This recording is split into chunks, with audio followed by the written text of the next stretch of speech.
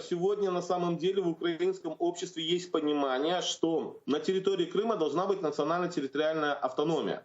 Если еще в 2014 году или к моменту 2014 года украинское общество не готово было это понимать и мало знало крымских татар, сегодня есть понимание. И мы слышим, как многие уже политические и общественные деятели Украины заявляют о том, что, в том числе и ряд политиков, заявляют о том, что должна быть национально-территориальная автономия.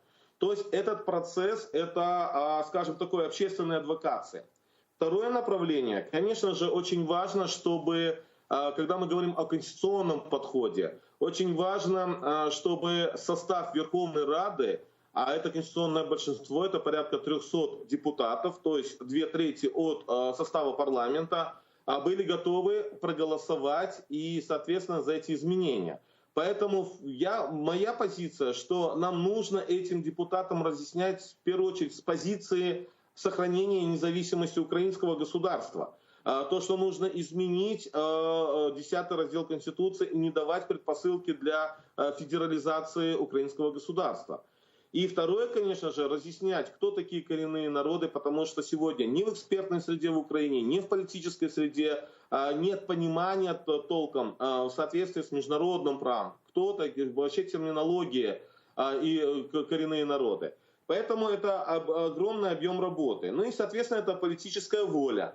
И действительно, у нас за вот эти последние 5 лет была возможность, на мой взгляд, чтобы, скажем, президент Порошенко все инициировал, и у него действительно все-таки было большинство, да, оно не конституционное, но оно было большинство в парламенте для того, чтобы пройти эти этапы. Ну и другой важный момент, о котором я говорю постоянно, я сейчас остаюсь на той позиции, что нам сегодня очень важно принять закон о коренных народах.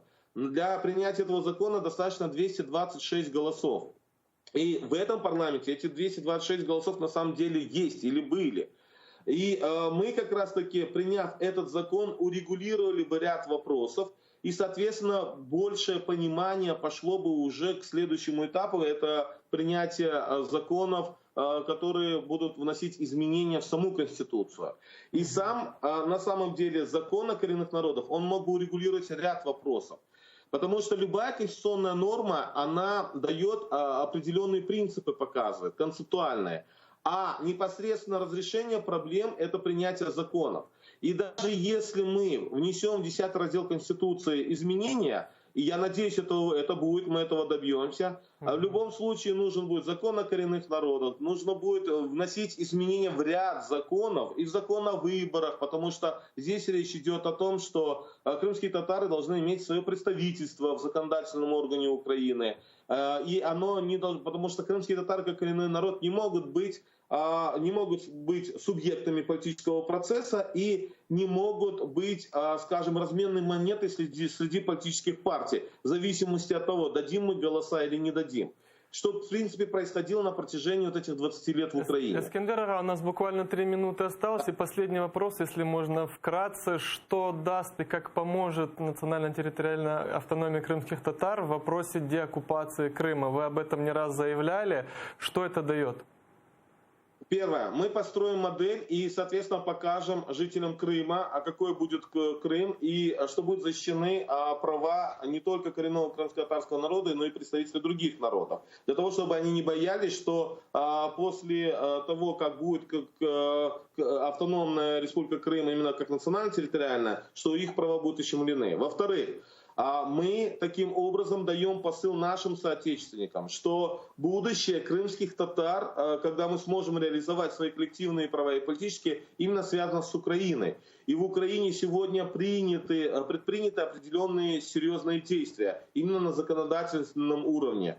И, соответственно, это даст возможность сохранить, скажем, позиции нашего народа и стремление к тому, чтобы мы смогли сохранить или восстановить нашу государственность в пределах украинского государства.